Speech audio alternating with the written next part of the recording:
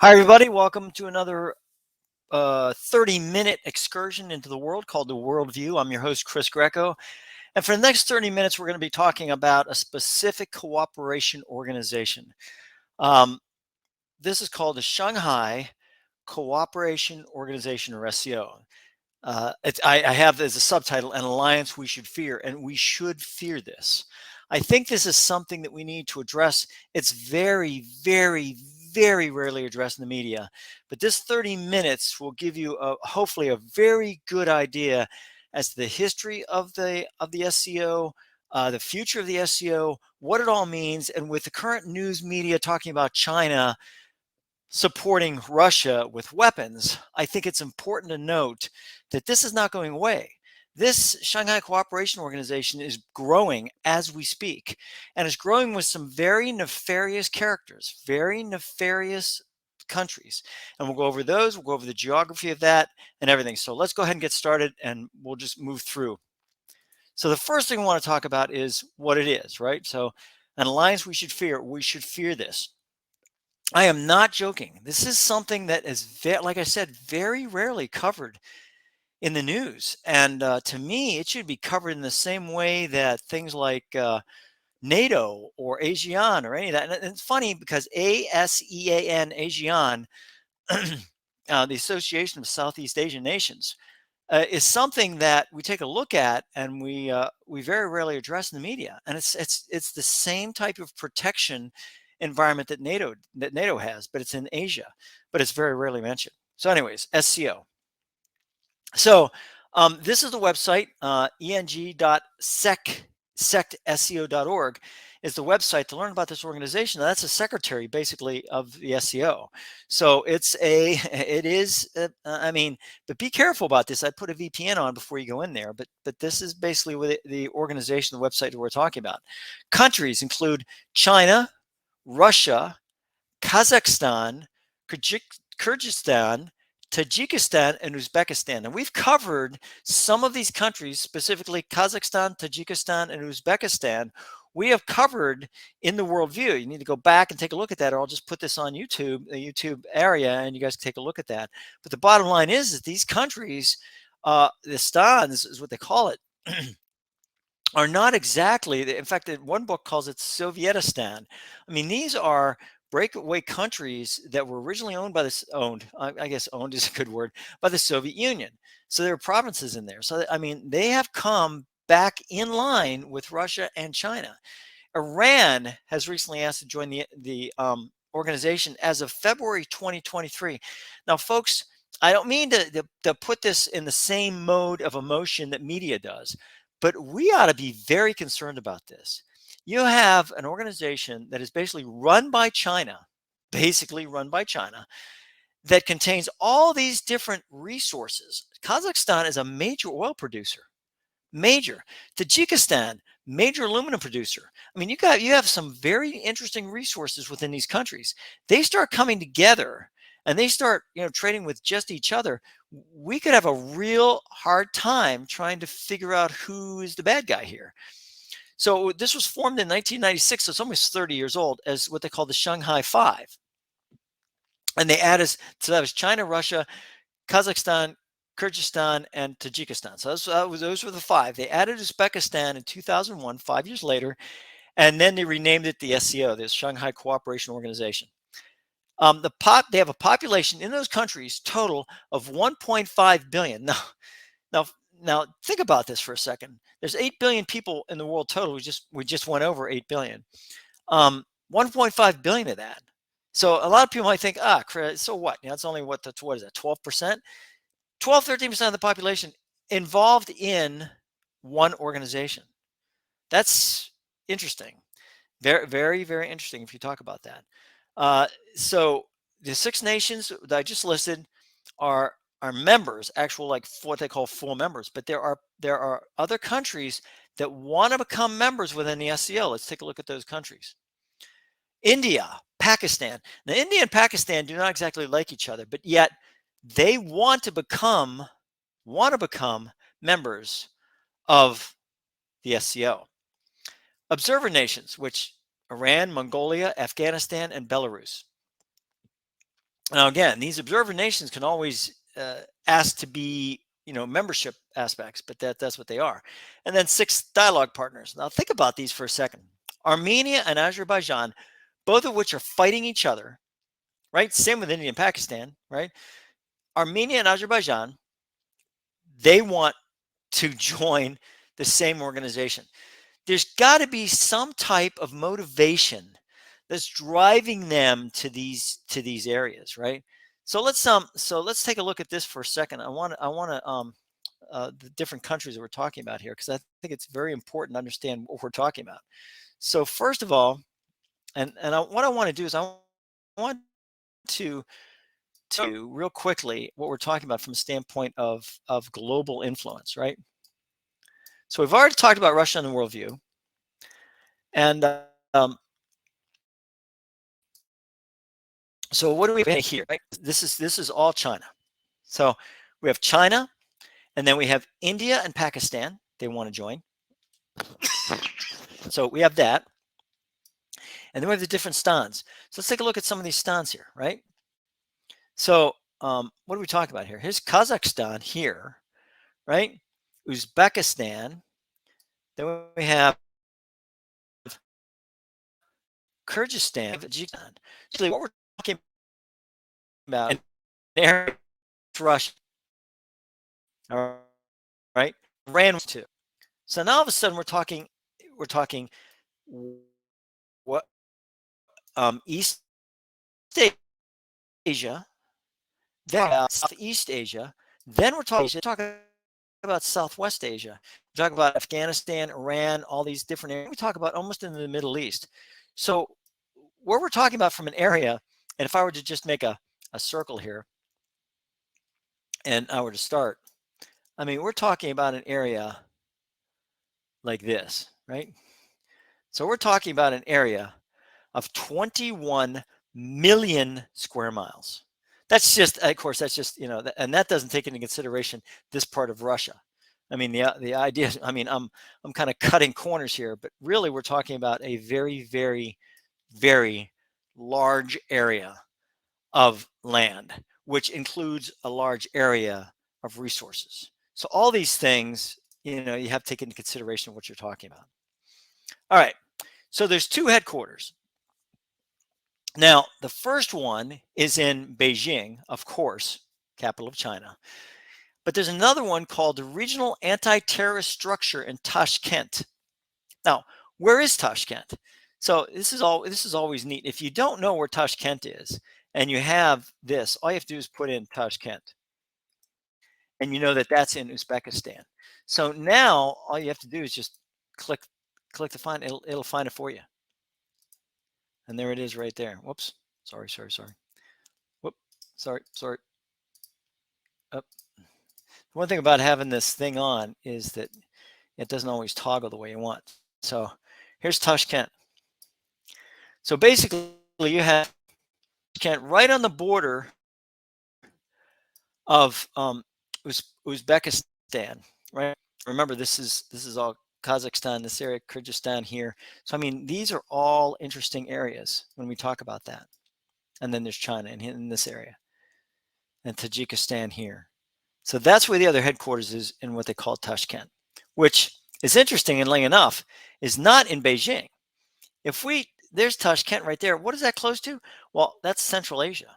So in other words, they have a headquarters in Beijing, which is in China, and they have another headquarters, which is in Tashkent, which is in the almost the heart of Central Asia. This is very, very important to understand, the geographic aspect of this whole thing.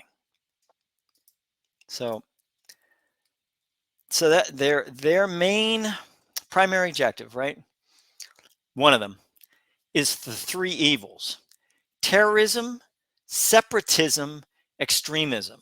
Now let's talk about those for a second. Terrorism, we all understand. That's something that we've all kind of battled against, right? Separatism.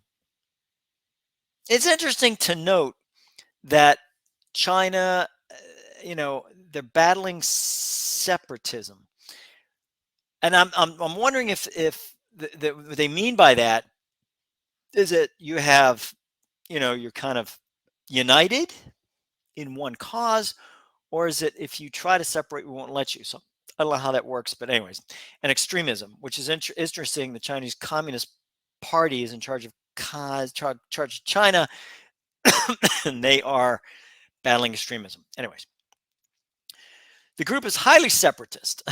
It pursues their own agendas, gets no funding from their governments.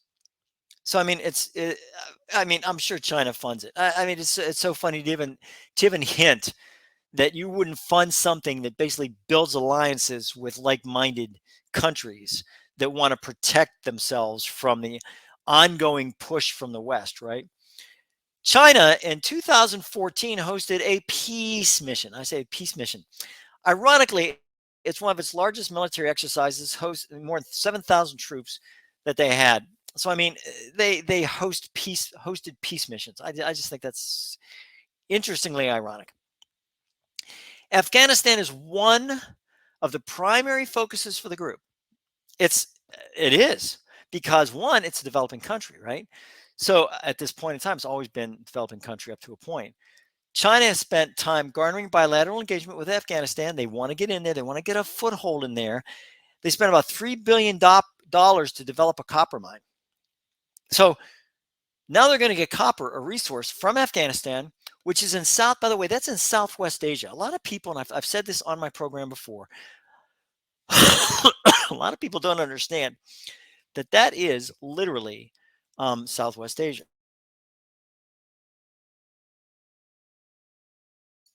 Sorry, I'm getting over a cold here or whatever.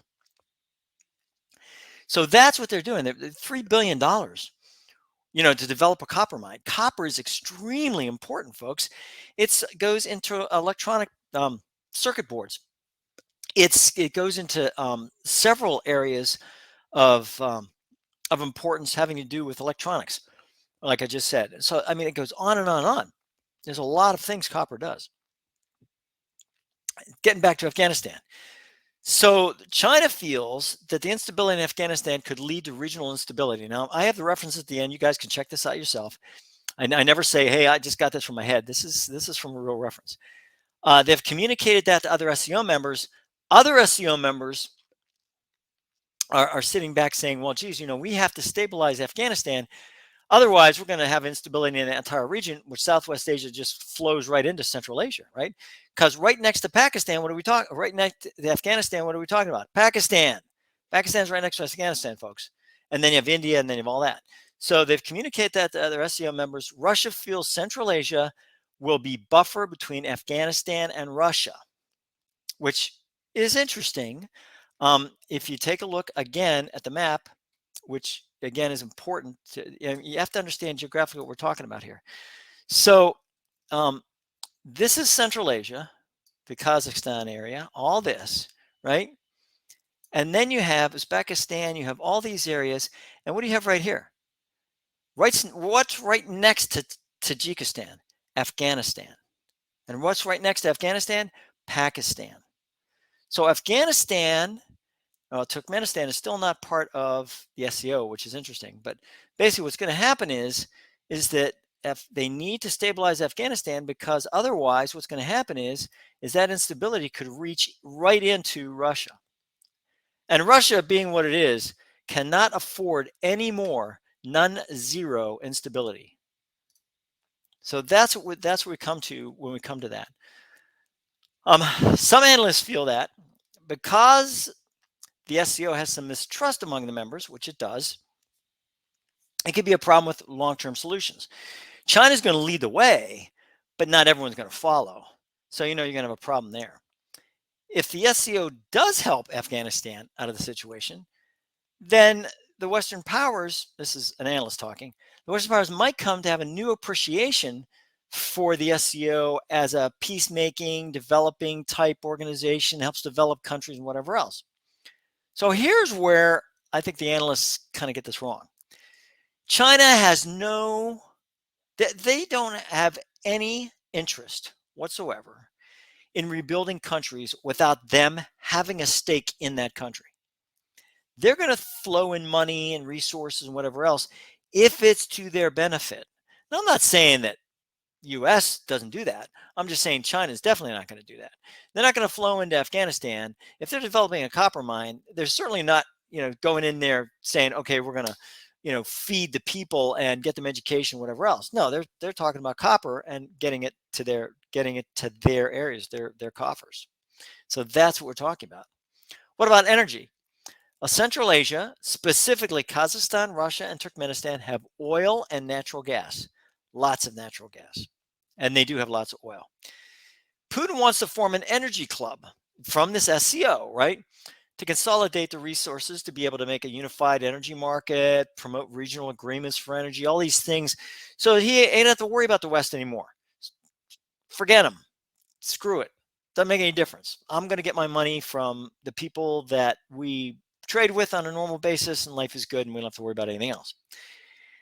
Now, the energy policy of the independent members, remember I talked about this internal strife thing, do not lash up with the SCO goal. And so it just doesn't remain realized at this point in time, which is kind of, it's good for us, bad for them. But if they ever find out that as united, they can become stronger, a very, very strong resource to be reckoned with, then we're going to have our problems. The energy that each country has, they want to keep for their own development. They don't want to sell it. I mean, look at India. India is just now really getting into steel production. You need coal for that. Guess where they have coal? In India. They don't want to sell their coal. They want to use it for themselves. I get that. That's what the U.S. did. That's what the U.S. did for a long, long time. Russia's made agreement with some Central Asian countries to build pipelines, which they want to try to get those pipelines in so that they can get the energy that they need and be able to give the energy that they can give. Finances. This is where it becomes interesting. China wants to form a bank to consolidate all the funds from the SCO. Now, folks, let's just think about this for a second.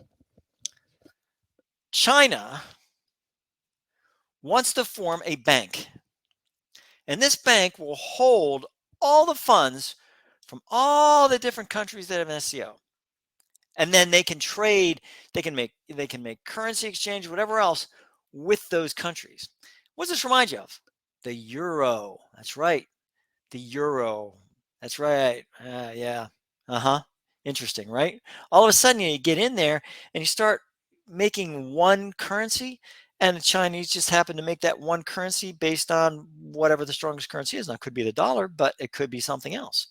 So all of a sudden, they control all the finances. Well, Russia's scared that China will then control all the funds from the member countries, which they would.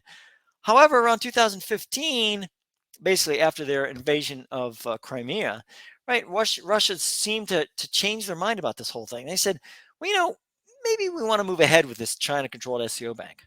I wonder if they knew what was coming, right, in 2022, or if they just decided, no, we need places to distribute our funds, disseminate those funds, so we don't get caught with our pants down. The quote was from the reference: Russia appears willing to accept some loss of status in favor of China. Russia wants closer ties with China, period. They've always wanted that. Since the 1970s, when the U.S. first went over to China and established at least some very perfunctory relations, China and Russia did not like each other. They made their normal, communist type holiday excursions to each other's country. But other than that, they couldn't stand each other. As a matter of fact, Russia really wanted the U.S. to, this is in the words of one of my professors in undergrad school, political science, who spent a lot of time in Russia. He said the Russians really wanted the U.S. to ally with them to beat on China, which we never did because we knew China was a great resource to be reckoned with, people alone. So why is Russia in the SCO? Well, what happened is, and still in the SCO, they've started in 1996, right? But why are they remaining in that? Well, they got kicked out of the G8 after the Crimean annexation, right, in 2014, and the Ukraine war. They're no longer in the G8. They're done. They got kicked out of there. Russia wants to benefit from Chinese investments. Big deal. It's a big deal.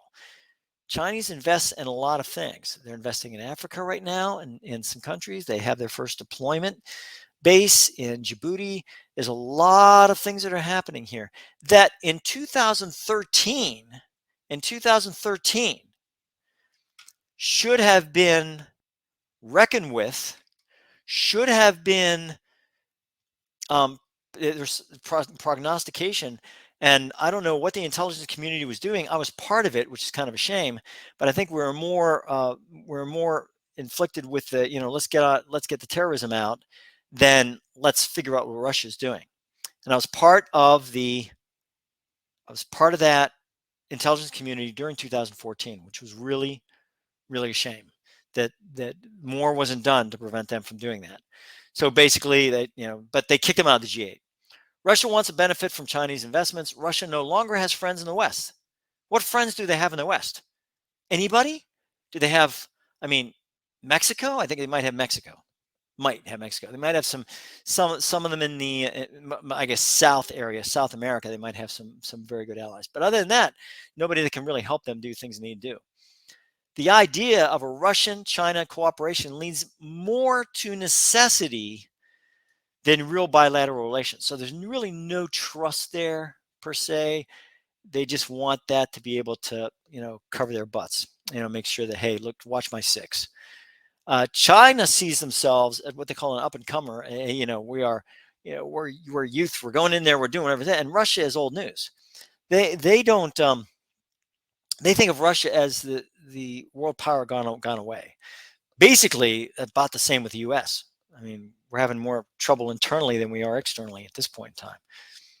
So, what is the future of the SCO?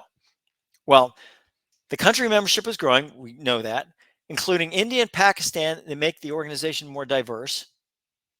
As long as this organization exists and continues to grow, the organization could be a threat to the peace in West Asia, North Korea, Southwest Asia, actually. North Korea, Vietnam, Laos, Cambodia, and Burma could all join. Normally, it's Myanmar, but basically Burma could all join. This could cement the grip, make it concrete, that China has in that region. And, the grip that China has in the region, and to be able to build a buffer.